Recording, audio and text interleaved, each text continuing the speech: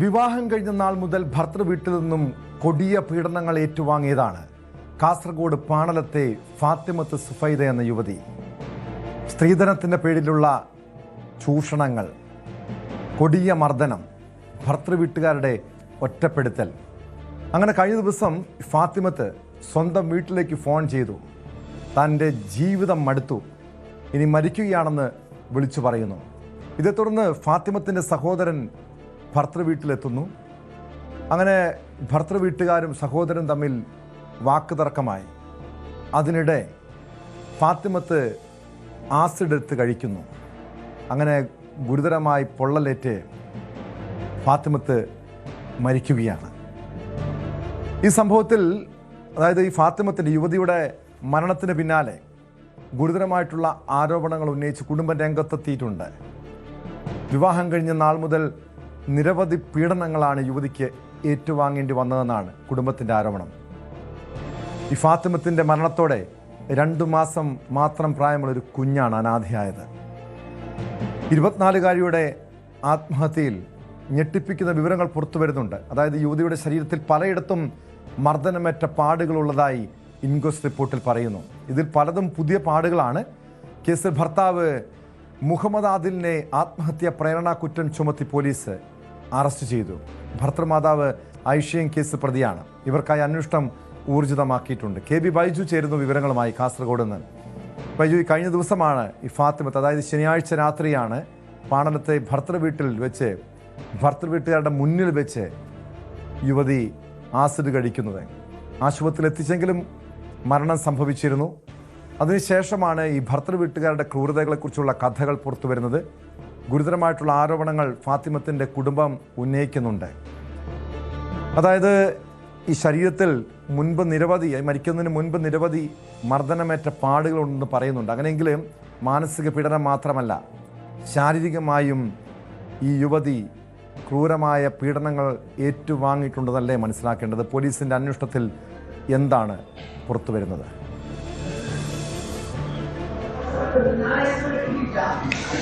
അതെ ടോമേ, മാനസികമായി മാത്രമല്ല ശാരീരികമായും ഫാത്തിമത്ത് സുഫൈദ അവിടെ നിന്നും ഇത്തരത്തിൽ പീഡനം ഏറ്റു എന്ന് തന്നെയാണ് ഇൻക്വസ്റ്റ് റിപ്പോർട്ട് വിരൽ ചൂണ്ടുന്നത്. അതായത് ഇവരുടെ ശരീരത്തിൽ നിരവധി മുറിവേറ്റ പാടുകൾ ഉണ്ടെന്നാണ് ഇൻക്വസ്റ്റ് റിപ്പോർട്ട്. അത് മാത്രമല്ല, അതിൽ പലതും പുതിയത്, അതായത് ഇപ്പോൾ അടുത്ത കാലത്തായി ഉണ്ടായതാണെന്നും ഈ ഇൻക്വസ്റ്റ് റിപ്പോർട്ട് പറയുന്നു. ഏതായാലും പൂർണ്ണമായ പോസ്റ്റ്മോർട്ടം റിപ്പോർട്ട് ഇന്ന് വൈകിട്ടോടുകൂടി എത്തുമെന്നാണ് അറിയാൻ സാധിക്കുന്നത്. അതിലായിരിക്കും ഇതിൽ കൂടുതൽ വസ്തുതകൾ ഉണ്ടാവുക. ഏതായാലും ഇൻക്വസ്റ്റ് റിപ്പോർട്ട് തന്നെ ഞെട്ടിപ്പിക്കുന്നതാണ്. കാരണം ഇതിൽ സ്വർണം ആവശ്യപ്പെട്ട് പീഡനം നിരന്തരം ഉണ്ടായി എന്നാണ് തുടക്കത്തിൽ ഉണ്ടായ ആരോപണമെങ്കിൽ ഇപ്പോൾ അതല്ല, ഈ ഫാത്തിമത്ത് സുഫൈദയ്ക്ക് വലിയ തോതിൽ ശാരീരിക ഉപദ്രവം ആ വീട്ടിൽ നിന്നും ഏൽക്കേണ്ടി വന്നു എന്നതിന്റെ ഏറ്റവും വലിയ ഉദാഹരണമാണ് ഈ ഒരു ഇൻക്വസ്റ്റ് റിപ്പോർട്ട്. ടോമെ, 10 വർഷം പ്രണയിച്ച് വിവാഹിതയാകുന്നു. വിവാഹം കഴിഞ്ഞ് ഇന്നേക്ക് 1 വർഷം പൂർത്തിയാകുന്നതുള്ളൂ. അപ്പോഴേക്കും അവരുടെ ജീവൻ നഷ്ടപ്പെടുന്ന സാഹചര്യം.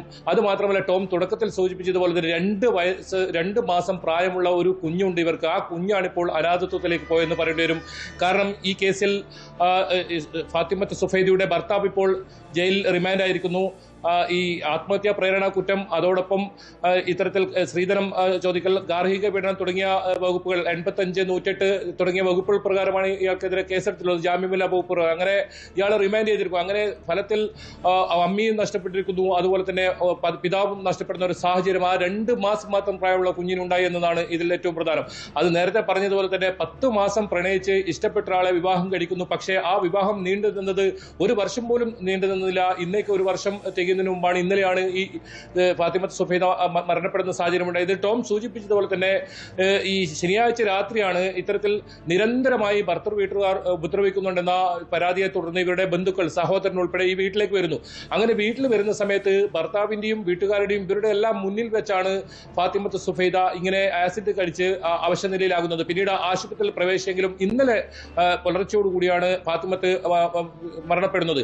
ഏതായാലും ഇതിൽ തുടക്കത്തിൽ തന്നെ ഇവരുടെ ഒരു പരാതി ഉന്നയിച്ചിരുന്നു. ഇത്തരത്തിൽ നിരന്തരം ഉപദ്രവിക്കാറുണ്ട്, അതല്ലെങ്കിൽ സാമ്പത്തികമായി പണം ചോദിച്ച് പീഡിപ്പിക്കാറുണ്ടെന്നൊക്കെ തരത്തിൽ ഇവരുടെ ഒരു പരാതി ഉണ്ടായിരുന്നു. അങ്ങനെ ആ പരാതിയുടെ അടിസ്ഥാനത്തിൽ ഇതിൽ മുഹമ്മദ് ആദിൽ എന്ന് പറയുന്ന ഇവരുടെ ഭർത്താവിനെ പോലീസ് അപ്പോൾ തന്നെ കസ്റ്റഡിയിലെടുത്തിരുന്നു. അതുകൂടാതെ ഇവരുടെ ഭർത്തൃമാതാവ് ആയിഷ എന്ന് പറഞ്ഞ ഇവർക്കെതിരെയും സമാന കുറ്റം ചുമത്തിയിട്ടുണ്ട്. ഇത് തന്നെയാണ് ആത്മഹത്യാ പ്രേരണ കുറ്റം. അതോടൊപ്പം നേരത്തെ സൂചിപ്പിച്ചതുപോലെ തന്നെ ഗാർഹിക പീഡനം, സ്വർണം മറ്റും ആവശ്യപ്പെട്ടുള്ള നിരന്തര ഉപദ്രവം, ഇങ്ങനെ ഇത്തരം ഗുരുതരമായ വകുപ്പുകൾ ചുമത്തിയാണ് പോലീസ് കേസെടുത്തിട്ടുള്ളത്. അത് പരാതി വളരെ ഗൗരവത്തിൽ തന്നെ പോലീസ് ആദ്യം എടുത്തു. ഭർത്താവിനെ പോലീസ് കസ്റ്റഡിയിൽ വെച്ചു. അങ്ങനെ ഇന്നലെ രാത്രിയോട് കൂടിയാണ് ഇയാളുടെ അറസ്റ്റ് രേഖപ്പെടുത്തുന്നതും കോടതിയിൽ ഹാജരാക്കി 14 ദിവസത്തേക്ക് റിമാൻഡ് ചെയ്യുന്ന സാഹചര്യം ഉണ്ടായത്. എന്തായാലും വിദ്യാനഗർ പോലീസ് സ്റ്റേഷൻ പരിധിയിലാണ്, പാണലത്താണ് ഈ സംഭവം ഉണ്ടായത്. ടോമെ, ഒരു മാസം മുൻപാണ് നമ്മൾ ഇതേ രീതിയിലുള്ള ജസീലയുടെ ഒരു കഥ, അതായത് 24 വയസ്സുകാരിയായ ജസീലെ മോഷണ കുറ്റം ആരോപിച്ച് ഭർത്തൃ വീട്ടുകാർ നിരന്തരം ഉപദ്രവിക്കുകയും പിന്നീട് ആ ജീവനൊടുക്കുന്ന സാഹചര്യം ഉണ്ടായി. ഇങ്ങനെ ഒരേ പോലീസ് സ്റ്റേഷൻ പരിധിയിൽ ഒന്നിനു പിറകെ ഒന്നായി ഇത്തരത്തിലുള്ള ജീവനൊടുക്കുന്ന അല്ലെങ്കിൽ ഇങ്ങനെ മരിക്കുന്ന സംഭവം അത് വലിയ തോതിൽ ഒരു ദുഃഖത്തിലാഴ്ത്തുന്ന സംഭവം തന്നെയാണ്. ഏതായാലും ആത്മഹത്യ ഒന്നിനും പരിഹാരമല്ല എന്ന് നമ്മൾ ഇത്തരം ഓരോ വാർത്തകൾ റിപ്പോർട്ട് ചെയ്യുമ്പോഴും ആവർത്തിച്ച് വ്യക്തമാക്കുന്നു. അപ്പോഴും പിടിച്ചു നിൽക്കാൻ കഴിയാതെ, അതല്ലെങ്കിൽ സാമ്പത്തികമായി ഉന്നതയിൽപ്പെട്ട ആൾക്കാരാണ് ഇവരൊക്കെ. ഏതായാലും സാധാരണ പണത്തിനോ അങ്ങനെ പ്രശ്നമുള്ള ആൾക്കാരല്ല, സാമ്പത്തിക നല്ല മെച്ചപ്പെട്ട നിലയിലുള്ള ആൾക്കാർ തന്നെയാണ്. ഇവരുടെ ഭർത്തൃ വീട്ടുകാരായാലും ഫാത്തിമത്ത് സുഫൈദയായാലും അത്തരത്തിലുള്ള ഒരു കുടുംബമാണ്. അങ്ങനെ ഒരു കുടുംബത്തിന് എങ്ങനെ ഇത്തരം ഒരു ഇത് സംഭവിച്ചു എന്നതാണ് ഏറ്റവും പ്രധാനം. അത് മാത്രമല്ല, നേരത്തെ സൂചിപ്പിച്ചതുപോലെ തന്നെ 10 വർഷം ഒരാളെ ഇഷ്ടപ്പെട്ട് പ്രണയിച്ച് വിവാഹിതം കഴിഞ്ഞ് 1 വർഷം പോലും എത്തുന്നതിന് മുമ്പ് ജീവനൊടുക്കുന്ന ഒരു സാഹചര്യമാണ് ഉണ്ടായത്. വീട്ടുകാർ ഇവിടെ എത്തിയത് ഇവരെ തിരിച്ച് സ്വന്തം വീട്ടിലേക്ക് കൂട്ടിക്കൊണ്ടുപോകാനായിരുന്നു വന്നത്. പക്ഷേ സുഫൈദ അത്രത്തോളം വലിയ തോതിൽ മാനസികമായി തകർന്ന് ഉണ്ടാകണം എന്ന് വേണം അതിൽ നിന്ന് മനസ്സിലാക്കാൻ. അവിടുന്ന് അവരുടെ മുന്നിൽ നിന്ന് തന്നെ ഭർത്തൃ വീട്ടുകാരുടെയും അതോടൊപ്പം സ്വന്തം അനുസരിച്ച് 24 വയസ്സ് മാത്രം പ്രായമുള്ള പെൺകുട്ടിയാണ് സുഫൈദ. സ്കൂളിൽ പഠിക്കുന്ന കാലം മുതലുള്ള പ്രണയം, അതിനുശേഷം വിവാഹം കഴിക്കുന്നു. ഈ സ്ത്രീധനമാണോ ഇവിടെയും പ്രശ്നമായത്? മാത്രമല്ല, ഈ ഭർത്താവ് മാത്രമല്ല, അവരുടെ അമ്മയും ഭർത്താവിൻ്റെ ഉമ്മയും ഈ യുവതിയെ മാനസികമായി ചൂഷണം ചെയ്തിട്ടുണ്ടെന്ന് പറയുന്നുണ്ടല്ലോ. ഇവർക്കെതിരെയും പോലീസ് കേസെടുത്തിട്ടുണ്ടോ? ഇവരെക്കുറിച്ച് എന്തെങ്കിലും സൂചനകളുണ്ടോ?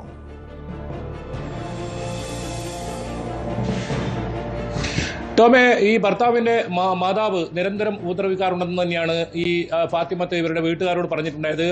അത് ആയിഷ എന്ന് പറയുന്ന ഇവർക്കെതിരെയും സെക്ഷൻ BNS-ലെ 85-ഉം BS-ലെ 108-ഉം, അതായത് ആത്മഹത്യാ പ്രേരണ കുറ്റം, അതോടൊപ്പം ഇത്തരത്തിൽ ഗാർഹിക പീഡനം ഉൾപ്പെടെയുള്ള വകുപ്പുകൾ ചുമത്തി തന്നെയാണ് പോലീസ് കേസെടുത്തിട്ടുള്ളത്. അത് ആയിഷ ഇപ്പോൾ ഒളിവിലാണ്. ആയിഷയെ ഉടൻ അറസ്റ്റ് ചെയ്യാനുള്ള നടപടികളിലേക്ക് പോലീസ് കടക്കുന്നുണ്ട്. നിരന്തരമായി ഈ ഭർത്തൃമാതാവ് ഈ വീട്ടിൽ നിന്നും ഉപദ്രവിക്കാറുണ്ടെന്നാണ് ഈ ഫാത്തിമത്ത് സുഫൈദ തന്റെ വീട്ടുകാരോട് പറഞ്ഞെന്നാണ് അവരൊക്കെ നമ്മളോട് സംസാരിച്ചിരുന്നത്. അങ്ങനെ അവസാനം ഗത്യന്തരമില്ലാതെ ഇവരെ തിരിച്ച് സ്വന്തം വീട്ടിലേക്ക് കൂട്ടിക്കൊണ്ടുപോകാൻ വന്ന സമയത്താണ് ഇങ്ങനൊരു സംഭവം ഉണ്ടായത്. ഈ ഫാത്തിമത്ത് ഇങ്ങനെ ആസിഡ് എടുത്ത് കഴിക്കുന്ന ഒരു സാഹചര്യം ഉണ്ടായത്. എന്തായാലും മാനസികമായി അത്രത്തോളം ഇവരെ തകർത്തിട്ടുണ്ടാകണം എന്ന് വേണം ഇതിൽ നിന്ന് മനസ്സിലാക്കാൻ ഭർത്താവിന്റെ ഭാഗത്തുനിന്നും. കാരണം നേരത്തെ പറഞ്ഞതുപോലെ തന്നെ സ്കൂൾ കാലം മുതലേ ഉണ്ടായ ഒരു സ്നേഹം, പ്രണയം, പിന്നീട് വിവാഹം. പക്ഷെ ആ ബന്ധത്തിൽ പോലും ഇങ്ങനെ ഒരു വിവാഹം കഴിഞ്ഞപ്പോൾ നമ്മൾ പല കേസുകൾ, ഇത്തരത്തിലുള്ള കേസുകൾ നോക്കിയാലും മനസ്സിലാക്കാം, വലിയ തോതിൽ വർഷങ്ങളോളം പ്രണയിച്ചു, വിവാഹം കഴിച്ചു, പക്ഷേ ചെറിയ മാസം കൊണ്ട് തന്നെ ആ ബന്ധം തകരുന്ന ഒരു അവസ്ഥ. പക്ഷെ അത് ജീവനൊടുക്കുന്ന രീതിയിലേക്ക് എത്തുമെന്ന് ഈ കുടുംബം അല്ലെങ്കിൽ ഇവരുടെ സ്വന്തം മാതാവോ പിതാവോ പ്രതീക്ഷിച്ചിരുന്നില്ല. അത്രത്തോളം വലിയ മാനസിക സമ്മർദ്ദം ഫാത്തിമത്ത് സുഫൈദ അവിടെ അനുഭവിച്ചു എന്ന് വേണം അതിൽ നിന്ന് പറയാൻ. അത് നിരന്തരമായി ശാരീരികമായി മർദ്ദിക്കുക, അതല്ലെങ്കിൽ ഇത്തരത്തിൽ സ്ത്രീധനം ആവശ്യപ്പെട്ട്, സ്വർണം ആവശ്യപ്പെട്ട്, പണം ആവശ്യപ്പെട്ട് വലിയ തോതിൽ ഉപദ്രവിക്കുക, അത് ഒരു പക്ഷേ താങ്ങാൻ കഴിയുന്നതിനും അപ്പുറമായിട്ടുണ്ടാകാം. അതായിരിക്കാം അങ്ങനെ ഒരു കടുങ്കൈ ചെയ്തത്. ഇങ്ങനെ ഒരു വീട്ടിലേക്ക് കൂട്ടിക്കൊണ്ടാൻ പോകുന്ന സമയത്ത് തന്നെ അവരുടെ എല്ലാം മുന്നിൽ വെച്ച് ഇങ്ങനെ ആസിഡ് കഴിക്കുന്ന സാഹചര്യമുണ്ട്. നമുക്കറിയാം, ഇത് ആസിഡ് ഇത്തരത്തിലുള്ള വസ്തുക്കൾ കഴിച്ചു കഴിഞ്ഞാൽ പിന്നീട് ആശുപത്രിയിൽ എത്തിയാൽ പോലും രക്ഷപ്പെടുന്നത് വളരെ അപൂർവം കേസുകളാണ്. കാസർകോട്ടെ വലിയ പ്രമുഖമായ സ്വകാര്യ ആശുപത്രിയിൽ അപ്പോൾ തന്നെ എത്തിച്ചിരുന്നെങ്കിലും പക്ഷേ ജീവൻ രക്ഷിക്കാനായില്ല. പുലർച്ചയോടുകൂടി മരണപ്പെടുന്ന സാഹചര്യം ഉണ്ടായത്. അപ്പോൾ തന്നെ കുടുംബം ഇതിൽ കൃത്യമായ അന്വേഷണം വേണം, നിരന്തരമായി ഇത്തരത്തിൽ പീഡനമുണ്ട്, ശാരീരിക പീഡനമുണ്ട്, ഇത് അന്വേഷിക്കണമെന്ന് ആവശ്യപ്പെടുന്നു. ആ ഒരു ആവശ്യപ്പെടുന്ന സാഹചര്യത്തിൽ ഈ ഭർത്താവിനെ പോലീസ് കസ്റ്റഡിയിൽ വെക്കുന്ന സാഹചര്യമുണ്ടായി. അങ്ങനെ രാത്രിയോട് കൂടിയാണ് ഈ കേസിൽ അറസ്റ്റ് ഉണ്ടാകുന്നത്. ഇനി ഈ മാതാവിന് വേണ്ടിയുള്ള തിരച്ചിൽ പോലീസ് ഊർജിതമാക്കിയിട്ടുണ്ട്. ഇവർ ആയിഷ എന്ന് പറയുന്ന ഇവരുടെ ഭർത്തൃമാതാവിനെ പിടികൂടാനുണ്ട്. അതോടൊപ്പം ഈ കേസിൽ ഈ വീട്ടിലുള്ള മറ്റ് ആരെങ്കിലും കൂടുതൽ ആളുകൾ ഫാത്തിമത്ത് സുഫൈദിനെ മാനസികമായി ഉപദ്രവിക്കുക അല്ലെങ്കിൽ ശാരീരികമായി ഉപദ്രവിക്കുക എന്നതും സംബന്ധിച്ചും പോലീസ് അന്വേഷണം നടക്കുന്നുണ്ട്. എന്തായാലും വളരെ വളരെ ദുഃഖകരമായ ഒരു വാർത്ത തന്നെയാണ്. നമ്മൾക്ക് സന്തോഷകരമായി പുറത്ത് കാണാൻ പറ്റുന്ന ജീവിതങ്ങൾ പലതും ഇങ്ങനെ എരിഞ്ഞു തീരുന്നു. അല്ലെങ്കിൽ ഇതിൽ ഏറ്റവും നേരത്തെ പറഞ്ഞതാണ് ഏറ്റവും സങ്കടം, 2 മാസം മാത്രം പ്രായമുള്ള ഒരു കുഞ്ഞിനെ ഈ ലോകത്ത് തനിച്ചാക്കിയാണ് ഫാത്തിമത്ത് സുഫൈദ യാത്രയായത്. അതോടൊപ്പം അതാണ് കാരണം എന്തുകൊണ്ടാണ് ആ കുഞ്ഞിനെ കുറിച്ച് പോലും ഈ യുവതി ഓർക്കാതിരുന്നത് എന്നതാണ് ഏറ്റവും സങ്കടകരമായിട്ടുള്ള കാര്യം. ബൈജു, ഇത് ആസിഡ് എങ്ങനെയാണ് ഇവർക്ക് കിട്ടിയത്? അതായത് കൃത്യമായും തൻ്റെ ജീവിതം അവസാനിപ്പിക്കണം, ഇനി ജീവിക്കേണ്ടതില്ല എന്ന് ഈ ഫാത്തിമത്ത് മുൻകൂട്ടി തീരുമാനിച്ചിരിക്കുമോ? അതല്ലെങ്കിൽ അങ്ങനെ ഒരു ആത്മഹത്യയിലേക്ക് പെട്ടെന്ന് ഈ ആത്മഹത്യ ചെയ്യാനുള്ള ഒരു പ്രകോപനം എന്താണ്? മറ്റേതെങ്കിലും ആ ദിവസം, അതായത് ഈ സംഭവം നടക്കുന്ന ദിവസം വീട്ടിൽ എന്തെങ്കിലും പ്രശ്നങ്ങൾ ഉണ്ടായിരുന്നോ? എന്താണ് ഈ കുടുംബം പറയുന്നത് ഇതുമായി ബന്ധപ്പെട്ട്? മാത്രമല്ല ഈ കുടുംബത്തോട്, ഫാത്തിമത്തിൻ്റെ ബന്ധുക്കളോട് ഈ വീട്ടിലെ ഈ യാതനകളെക്കുറിച്ച്, കണ്ണീർ കഥകളെക്കുറിച്ചൊക്കെ അവർ പറഞ്ഞിരുന്നു. പ്രത്യേകിച്ചും പ്രണയ വിവാഹമാണ്, സ്വന്തം ഇഷ്ടപ്രകാരം വിവാഹം കഴിച്ചതാണ്. സ്വാഭാവികമായി ഇത്തരം സാഹചര്യങ്ങളിൽ ഉള്ള പെൺകുട്ടികളാണ് പലപ്പോഴും വീട്ടിൽ പോലും ഈ ഭർത്തൃ വീട്ടിലെ പ്രശ്നങ്ങൾ പറയാൻ കഴിയില്ല. കാരണം അവർ സ്വയം എടുത്ത തീരുമാനമാണല്ലോ. അങ്ങനെ ഒരു പ്രതിസന്ധി ഈ ഫാത്തിമത്തിൻ്റെയും ജീവിതത്തിൽ ഉണ്ടായി കാണുമോ?